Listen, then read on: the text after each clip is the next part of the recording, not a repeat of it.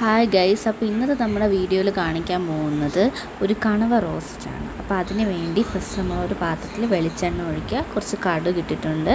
അതിൻ്റെ അകത്തോട്ട് കുറച്ച് തേങ്ങ ചെറുതായിട്ടൊന്ന് അരിഞ്ഞ് അതും കൂടെ ചേർത്ത് കൊടുക്കാം. അതിനുശേഷം നമുക്ക് ഇതിനകത്തേക്ക് ഇഞ്ചിയും വെളുത്തുള്ളിയും പേസ്റ്റ് ചേർത്ത് കൊടുക്കാം കേട്ടോ. കുറച്ച് ഇഞ്ചിയും വെളുത്തുള്ളി എടുത്ത് അതൊന്ന് നന്നായിട്ട് മിക്സിയിലടിച്ച് പേസ്റ്റൊക്കെ അതൊന്ന് ഇട്ട് കൊടുക്കാം.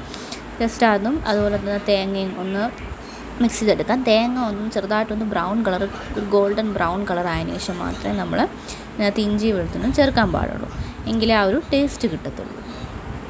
അപ്പോൾ നമുക്ക് ഈ ഇഞ്ചി വെളുത്തുള്ളി പേസ്റ്റും തേങ്ങയും നന്നായിട്ട് വഴറ്റി കൊടുക്കാം. ഓക്കെ, അതിനുശേഷം നമുക്ക് ഇതിനകത്തേക്ക് സവാളയാണ് ഇട്ട് കൊടുക്കേണ്ടത്. സവാള അതുപോലെ തന്നെ പച്ചമുളക് അതും കൂടെ ചേർത്ത് കൊടുക്കാം. എന്നിട്ട് സവാളയും പച്ചമുളകും നന്നായിട്ട് വഴറ്റിയെടുക്കുക. സവാള ചെറുതായിട്ട് ഭയങ്കരമായിട്ട് വഴണ്ട, ചെറുതായിട്ടൊന്ന് ഗോൾഡൻ ബ്രൗൺ ആവുന്നവരെ ഒന്ന് വഴറ്റിയെടുക്കാം. ഇതുപോലെ നന്നായി വഴറ്റി കൊടുക്കാം. ഈ ഒരു കണവ റോസ്റ്റ് ഞങ്ങളുടെ വീട്ടിൽ ചെയ്യുന്ന ഒരു രീതിയിലാണ് ഇപ്പോൾ ചെയ്യുന്നത്. അപ്പോൾ ഈ ഉള്ളി ഒന്ന് പെട്ടെന്ന് വഴണ്ടേ നമുക്കൊരല്പം ഉപ്പ് ചേർത്ത് കൊടുക്കാം. ഉപ്പ് ചേർത്ത് കൊടുത്താൽ കുറച്ച് വേഗത്തിലൊന്ന് വഴഞ്ഞ് വരും.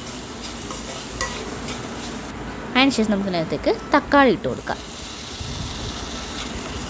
തക്കാളി ചേർത്തതിന് ശേഷം നന്നായിട്ട് വഴറ്റി കൊടുക്കാം. തക്കാളി പൊടി ചേർക്കുന്നതിന് മുമ്പ് തക്കാളി ചേർത്ത് കൊടുക്കണം. ഇല്ലെങ്കിൽ തക്കാളി ലാസ്റ്റ് പൊടി ചേർത്തതിന് ശേഷം ചേർത്ത് കഴിഞ്ഞാൽ അതൊന്ന് വഴണ്ട് വരുന്ന സമയം പൊടിയുടെ ഒരു വളിച്ച കൂടിപ്പോവും. അതുകൊണ്ടാണ് തക്കാളി ആദ്യം ചേർത്ത് കൊടുക്കാം. തക്കാളി ഇതേതുപോലെ നന്നായിട്ട് ഉടഞ്ഞ് ഒന്ന് വെന്ത് വരണം. അതിനുശേഷം നമുക്ക് ഇതിൻ്റെ അകത്തേക്ക് പൊടികൾ ചേർത്ത് കൊടുക്കാം.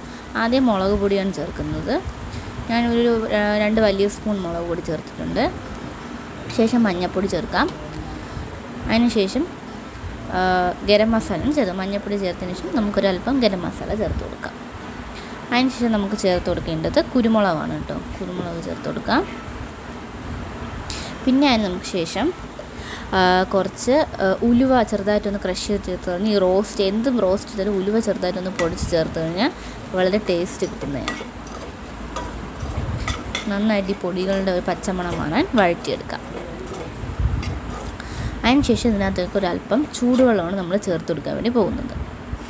ചൂടായ വെള്ളം മാത്രമേ ചേർക്കാൻ പാടുള്ളൂ, ഇനി ടേസ്റ്റ് മാറുമേ.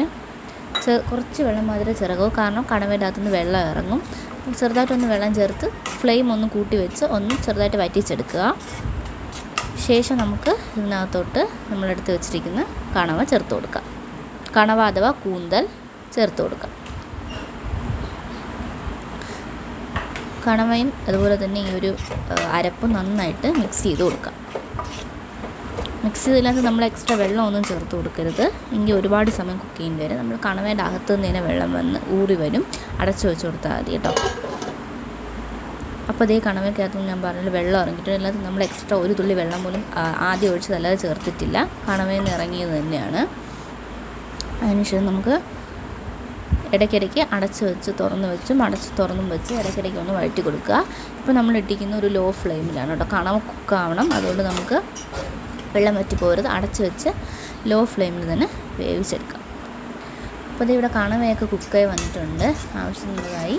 ഇനി നമുക്കിത് നന്നായിട്ട് തുറന്ന് വെച്ചതിന് ശേഷം കുറച്ചുകൂടെ ഒന്ന് വെള്ളം ഒന്ന് വറ്റി വരാൻ വേണ്ടി തുറന്ന് വെച്ചതിന് ശേഷം ഹൈ ഫ്ലെയിമിലിട്ട് വയ്ക്കാം. ഈ ഒരു കൺസിസ്റ്റൻസിലാണ് നമുക്ക് കിട്ടേണ്ടത്. നമുക്ക് ഉപ്പ് പാകത്തിനാണോ നോക്കി അല്പം ഉപ്പും കൂടെ ചേർത്ത് കൊടുക്കാം. ഉപ്പൊക്കെ വേണമെന്ന് നമ്മൾ ഈ ഒരു സമയത്താണ് നോക്കേണ്ടത്. നന്നായി മിക്സ് ചെയ്ത് കൊടുക്കാം. ശേഷം ലാസ്റ്റ് നമുക്ക് ഇവിടെ കണവ റോസ്റ്റ് റെഡി ആയിട്ടുണ്ട്.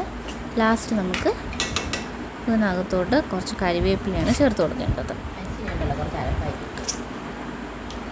അപ്പോൾ നമ്മൾ ഈ കണവ റോസ്റ്റിൻ്റെ വീഡിയോ എല്ലാവർക്കും ഇഷ്ടപ്പെടുന്ന വിചാരിക്കും. ഈ രീതിയിൽ കണവ റോസ്റ്റ് ചെയ്യാത്തവരാണെങ്കിൽ ഈ ഒരു രീതി ഒന്ന് ചെയ്ത് നോക്കുക. അപ്പോൾ ഇന്നത്തെ വീഡിയോ ഇത്രയേ ഉള്ളൂ. Thanks for watching.